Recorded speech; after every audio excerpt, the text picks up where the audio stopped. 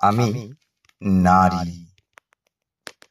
আমি কখনো ভালোবাসার প্রতীক হতে পারি, আবার অষ্টমী নবমীর সন্ধিক্ষণে চামুন্ডা রূপে অসুরের রক্ত পান করতে পারি, হতে পারি।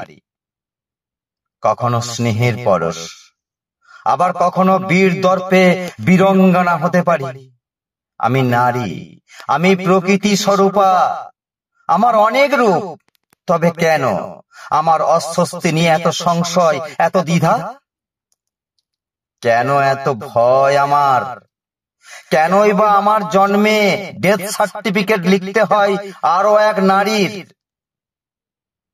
অবজ্ঞা, অবহেলা আজও, যারা আজও নারীকে অবহেলা করে, আসলে তারা কাপুরুষ। আমি কোনো অংশে কম নই পুরুষের চেয়ে, এ সত্য তারা জানে। আমাদের যারা বলে নরকের দ্বার, অথচ তাদেরই পৃথিবীর আলো দেখিয়েছে এই নারী। অবুঝ শিশু জ্ঞানে ক্ষমা করি তাদের। আমি নারী, পুরুষ শাসিত সমাজে নিজের জায়গা করে নিতে পারি। কখনো কোমল, কখনো কঠোর হতে পারি। দিন বদলাবে, আবারও সারা পৃথিবীর নারী এক হবে, জোট বাঁধবে, অন্যায় অবিচারের বিরুদ্ধে লড়বে তারা।